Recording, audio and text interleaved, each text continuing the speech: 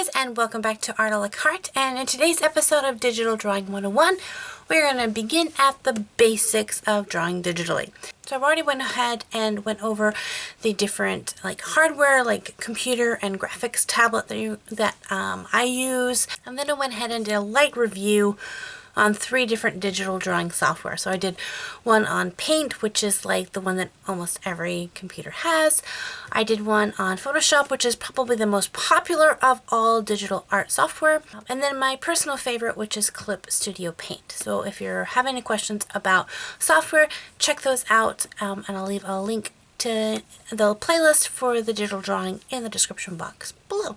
Also, on a quick side note, I have received a ton of requests from you guys to review other different software, especially a lot of the free software out there. And I'm only going to review the ones that I personally have used up to this point, just because it takes me months to get used to a software to where I feel I can give it a really good recommendation.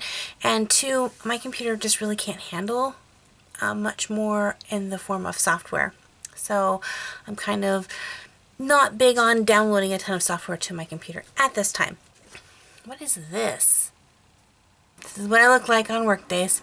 If you do have any questions about any of the other free software out there, tons of my viewers have personally used it. So just ask in the comment section below, and I'm certain someone will give you a good opinion or answer any questions that you have about that, because you guys are awesome like that. So in this video, I'm going to be talking to you guys about how to set up a document and what does all those numbers and things mean when you set up in a document. So let's get started. For this one, I'm going to be using the Clip Studio Paint software, but it pretty much is the same no matter what software you use. Once I have turned on my software, you're going to see kind of the interface, but there's no actual thing to draw on here. There's no paper. So I'm going to go over here to File and go to New.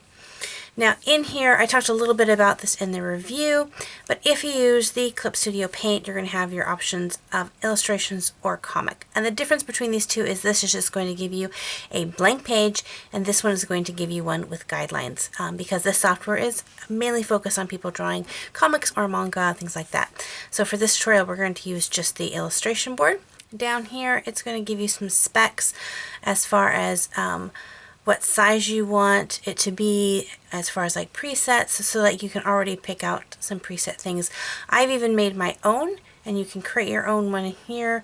So I made one that is just an actual paper print size, so it's 8.5 by 11. So say you wanted one to be 6 inches wide and 7 inches high. So there would be there. And then you would simply click this in as save, and it's going to ask you to name this. So then you would name it Cool Sketch, and it would save that resolution. Boop, just like that. So now if I want to go into presets, it would be right down in here. So I can always have that same size. So this is great if you're wanting to make maybe buttons or logos, things that you want to do multiple images on, and you always want it to have the same size. But it's an unusual size. You can make your own custom size. The other thing you want to look for is right here is your resolution, and your resolution is DPI, which is dots per inch. How many dots are going to be in a square inch? And so here's 72, which is really low, and here's 1200, which is super high. The higher you go, the higher resolution it's going to be, the more that you can enlarge a picture without getting it pixelated. But also the higher the resolution, the bigger the file is, and you'd have to have a pretty awesome computer to run it here. I run it at 300, that's what I like to stay at for my resolution. And again, here you can choose if you want your picture to be in color or grayscale. It just automatically sets up your paint palettes for you. I usually always just keep it in the color tone. Also, if you want to have a colored paper, like you want your background to automatically be a certain color, then you can enter in these colors, and so you want more of a parchment kind of paper, it would be this paper here, and you could then have your paper be that color, or you can just have it be just plain white.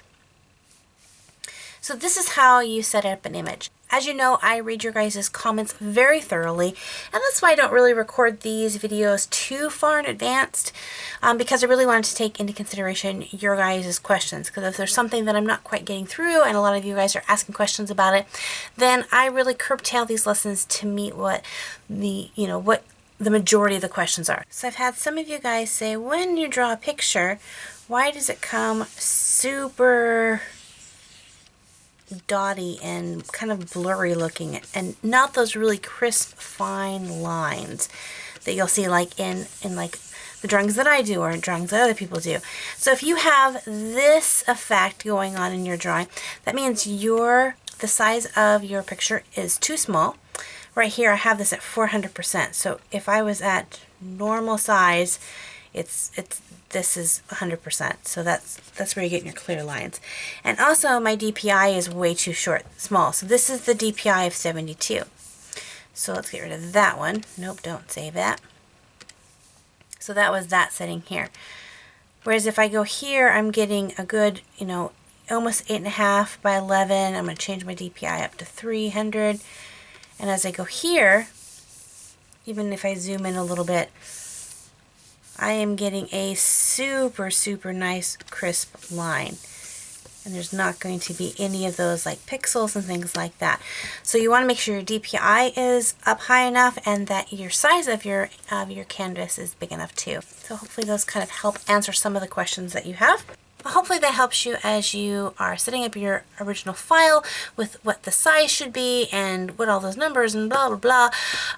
Yeah, if you have any questions about what I've talked about, maybe something that I wasn't clear on, please do ask me those in the comment section below. Either I'll answer them in the comments or try to make a video to kind of answer some of those questions. But truly, I do read every single comment that I receive, so they really are important to me. They're great feedback for me.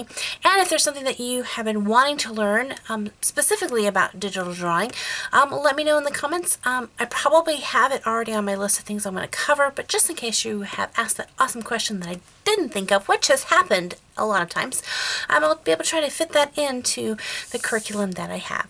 Well, thank you guys so much for hanging out with me, and until next time, God bless you guys, and we'll see you later. Bye-bye! Pencil and some paper.